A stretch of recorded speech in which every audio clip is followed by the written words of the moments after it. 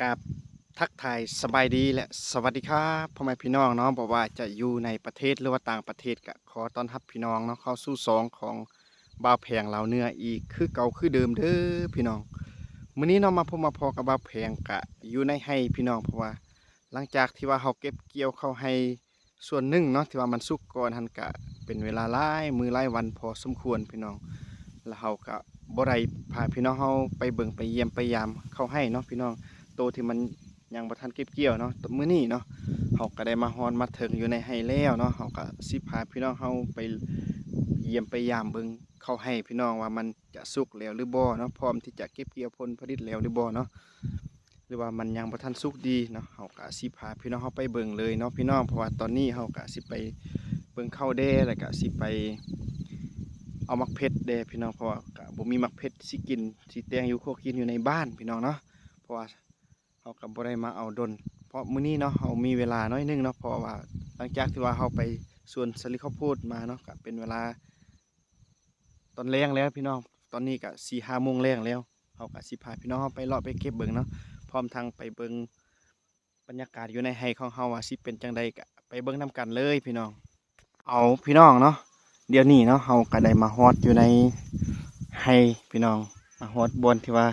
บอนนี้ก็เป็นจุดที่ว่า เบื้องหนึงเป็นบอนที่ว่าเขาเก็บเกี่ยวแล้วพี่น้องสังเกตเบิ่งเนาะก็เหลือแต่ตอก็ต้นข้าวพี่น้องก็สังเกตเบิ่งน้กันแล้วก็ฝากลุ่มพี่เนาะพี่น้องก็คือเป็นข้าวให้ที่ว่าเฮายังบ่ทันเก็บเกี่ยวเถื่อเนาะพอมันยังบ่ทันสุกดีเถื่อเฮาก็สิรอทาเนาะให้มันสุกดีกว่านี้เนาะเฮาก็สิพาพี่น้องเฮาไปหูดข้าวพี่น้องเพราะว่าข้าวชนิดนี้เนาะเฮาจะบ่ได้เกี่ยวเนาะเฮาจะบ่ได้ใส่เกี่ยว เขาจะอาศัยมือในการหูดเขาพี่น้องก็เป็นวิธีชีวิตหนึ่งที่ว่าห้ามเบิ่งในยากในโลกปัจจุบันพี่น้องเพราะว่าคนส่วนหลายก็หันมาเฮ็ดนาแล้วก็บ่มีผู้ใดหูดเข้าคือแต่กี้แต่ก่อนเนาะแล้วก็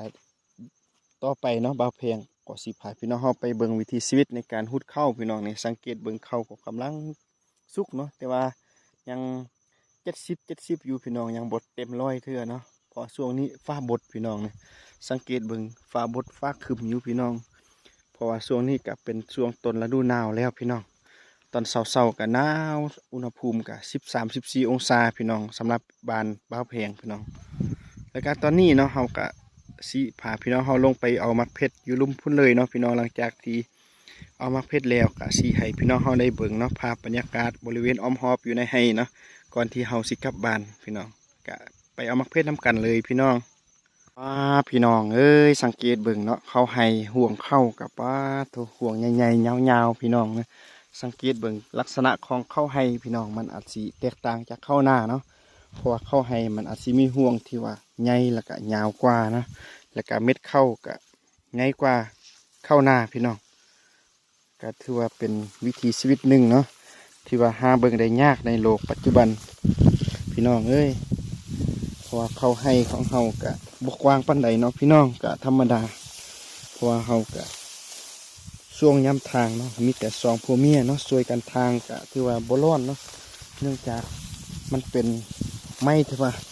ค่อนข้างลำบากพี่น้องเนี่ยแต่ว่าคันเฮาเฮ็ดกว้างกว่านี้กะป้านาสิได้เข้าหลายอีหลีพี่น้องปีนี้นะนี่สังเกตเบิ่งป้าโทพี่น้องเขาอีกบ่ดนกะสิได้เก็บเกี่ยว หลังจากที่ว่าเก็บเกี่ยวเขานาแล้วเนาะเขาก็สิมาสืบต่อเขาให้พี่น้องก็ถือว่าเป็นภาพบรรยากาศที่ว่าเฮ็ดให้บางคนเนาะโดยเฉพาะก็คือพี่น้องคนลาวเฮาที่ว่าอยู่ต่างแดนพี่น้องเพราะว่าหลายคนเนาะเคยเฮ็ดวิถีชีวิตจังซี่แต่ว่าก็ส่วนหลายเนาะก็ได้จากบ้านเกิดเมืองนอนจากพ่อจากแม่เนาะจากทิ่นฐานบ้านอยู่ของตัวเองเพื่อไปสู่เวียกสู่งานอยู่ใน บ้านเพิ่นเมืองเขาเนาะต่างประเทศต่างแดนจังสิเนาะแล้วก็ได้กลับมาเห็นภาพบรรยากาศเหล่านี้ก็อาจสิเฮ็ดให้คนเหล่านั้นเนาะคิดฮอดบ้านเกิดเมืองนอนของตัวเองเนาะพี่น้องบ่แตกต่างหยังครับบ่าวแพงพี่น้องสมัยบ่าวแพงก็ออกจากบ้านจากเมืองนะเวลาเห็นคลิปเห็นภาพบรรยากาศจังซี่ป้าโคตรคิดฮอดพอคิดฮอดแม่พี่น้องคิดฮอดหมู่คู่สมัยยังน้อยเนาะ ที่ว่าเคยเฮ็ดเวียกเฮ็ดงานมานำกันเฮ็ดไร่เฮ็ดนา น้ำกันแต่น้อยเนาะแต่ว่าเขาก็บ่มีโอกาสได้สัมผัสบรรยากาศเหล่านั้นเนาะได้เฮ็ดให้เห็นคลิปจังซี่เห็นภาพบรรยากาศจังซี่ก็คือว่ารู้สึกดีใจหลายพี่น้องเนาะเอาพี่น้องตอนนี้เนาะข่อยก็ได้มาฮอดตอนบอนที่ว่าเนาะส่วนมักเพชรพี่น้องอยู่ใจกลางไห่จังซี่พี่น้องเอ้ยบอนที่ว่ากกก่อไม้บ่งเนาะเขาจูดไม้จูดไฟเนาะมันไหม้คักเนาะเขาก็เอามักเพชรมาปลูกพี่น้องเนี่ยสังเกตเบิ่งอยู่ในบริเวณอ้อมรอบต้นเขาแล้วก็อยู่ในใจกลางก่อไม้บ่งเนาะก็มีต้นมักเพชรหลายต้นพี่น้องนี่สังเกตเบิ่ง เนาะตอนนี้เนาะเฮาก็สิพาพี่น้องเฮาเนาะเก็บเอามักเผ็ดพี่น้องเพื่อไปเฮ็ดแนวอยู่แนวกินอยู่ในบ้านเนาะเพราะว่าอยู่ในบ้านเฮามันบ่มีตลาดพี่น้องการแตงอยู่ครัวกินต่างๆเนาะผักมีซี่ซองจังซี่ก็อาศัยอยู่ในสวนในไร่พี่น้องเพราะว่าอยู่บ้านเฮามันห่างไกลจากเขตตัวเมืองพี่น้องเฮาก็อาศัยแต่ของธรรมชาติพี่น้องเอ้ย เขาก็สิเลาะเก็บเอาแต่หน่วยที่ว่ามันใหญ่มันเก๋เนาะพี่น้องเพราะว่าหน่วยที่บางหน่วยเนาะมันก็ยังอ่อนเขาก็สิบ่เอาเทื่อเอาหน่วยที่ว่ามันเก๋เต็มไวแล้วเนาะแต่ก็หน่วยใดบางหน่วยเขาก็สิจงไว้ให้มันสุกเนาะอันนี้ก็คือมะเขือพี่น้องมะเขือเปาะเขาก็สิเอาไว้เมื่อบ้านเนาะให้ตำเจียวแล้วก็เอามะเขือมากับพี่น้อง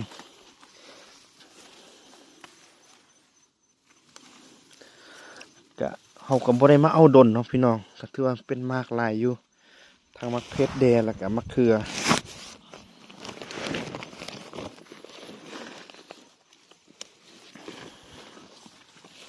แถวนี้ก็มีเนาะพี่น้อง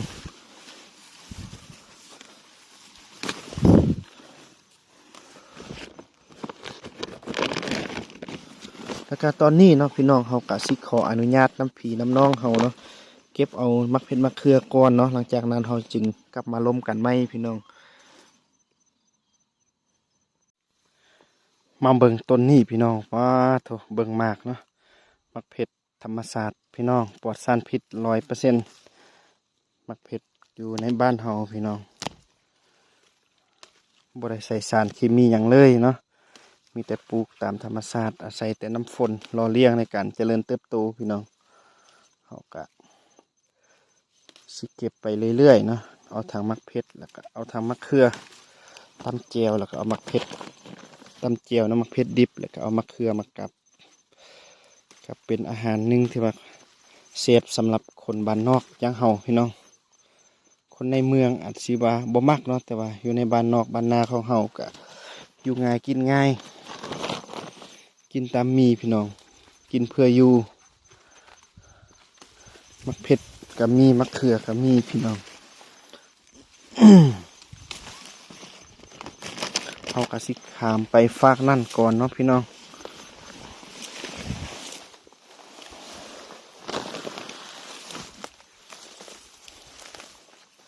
มักเผ็ดมีกระป๋าโถมักดกขนาดพี่น้องเอ้ย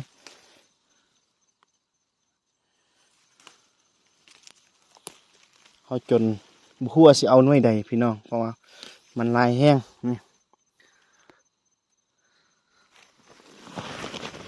ป๋าโถพี่น้องนี่คักเขาก็สิเอาพอกินเนาะเพราะว่ามื้อในเวลาเขามาเกี่ยวข้าวเนาะเขาก็สิได้มาหูดข้าวเขาก็สิได้กินอยู่นี่เลยพี่น้องเนาะบ่จำเป็นต้องเอามาแต่บ้านแล้วก็บางหน่วยเขาก็สิไว้ให้มันสุกเพื่อเอามักเพชรแห้งพี่น้อง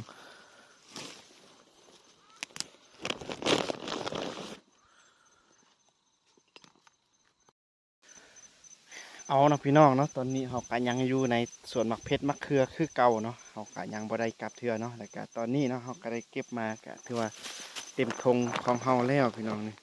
เต็มธงนี่เนาะเขาก็สิเอาพอประมาณกินเนาะคันเขาเอาเมื่อหลายเนาะมันก็สิเฮ็ดให้มักเพชรของเฮามันบูดมันเน่าเนาะเขาก็สิเอาพอกินเพราะฉะนั้นเนาะตอนนี้เฮาก็สิให้พี่น้องเฮาได้เบิ่งผักชนิดหนึ่งที่ว่าเป็นเอกลักษณ์ของชนเผ่ากะมุพี่น้องเพราะว่าเชื่อว่าหลายคนเนาะ ที่เป็นชนเผ่ากะหมู่อาจจะฮู้เนาะผักชนิดนี้อย่างแน่นอนนั่นก็คือภาษาลาวเขาเอิ้นว่าผักขี้อ้นพี่น้องเนาะแต่ว่าเห็นภาษากะหมู่หรือว่าภาษาศัพท์ไทยอยู่ในทางฝั่งไทยเขาเจ้ามักว่าผักกลุสเนาะพี่น้องเฮาก็สิให้พี่น้องเฮาได้เบิ่งเนาะต้นก็ป้าใหญ่งามอีหลีเลยพี่น้องเนาะก็สิให้พี่น้องเฮาได้เบิ่งนํกันอันนี้เนาะพี่น้องนี่มันก็คือเนาะภาษาลาวเขาเอิ้นว่าผักขี้อ้นเนาะตามที่ว่าภาษาท้องถิ่นเขาเอิ้นว่าผักขี้อ้นเนาะแต่ว่าภาษาทางฝั่งไทยเนาะส่วนหลายส่วนเผ่ากะหมู่อยู่ทางฝั่งไทยก็มีคือกันเนาะพี่น้องแต่เขาเจ้ามักเอิ้นว่าผักกลุสเนาะพี่น้องก็เป็นผักชนิดหนึ่งเนาะที่ว่าเราใส่ในการปรุงอาหารการกินพี่น้องบ่ว่าจะตำแจ่วบ่หรือว่าแกงผักมีสีสองต่างๆเนาะที่ว่าเป็นผักอยู่ในไห้ในส่วนจังซี่เนาะส่วนหลายก็ใส่เครื่องปรุงก็จะใส่ผักชนิดนี้พี่น้องลักษณะก็คล้ายคือผักอีตู้เนาะแต่ว่ามันบ่แม่นเนาะมันคล้ายคือเนาะแต่ว่าผักอีตูมันมีใบเกี้ยอันนี้มันมีใบมันมีขนน้อยนึงเนาะพี่น้องเขาก็จะเอาอันนี้เนาะเมื่อนำพี่น้อง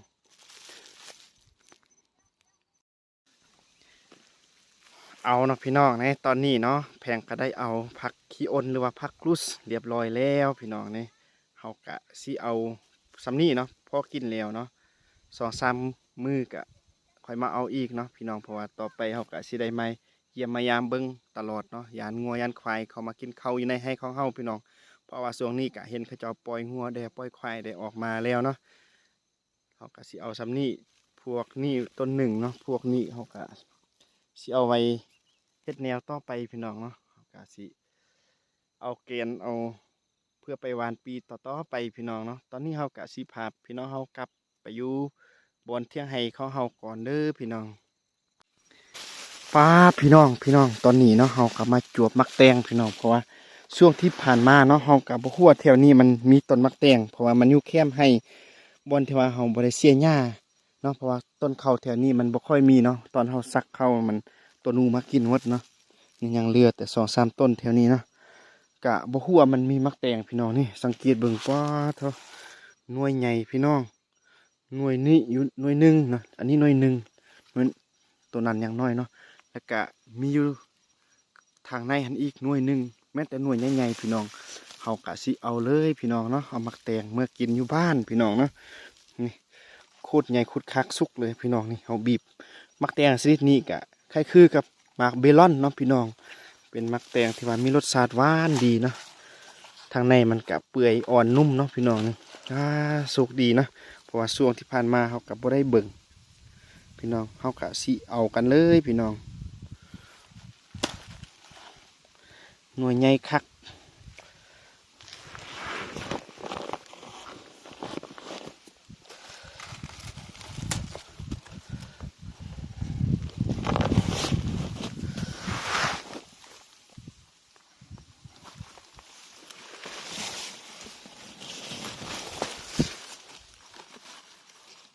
หน่วยนี้ก็สุกคือกันพี่น้องนี่ว้าเถอะคัก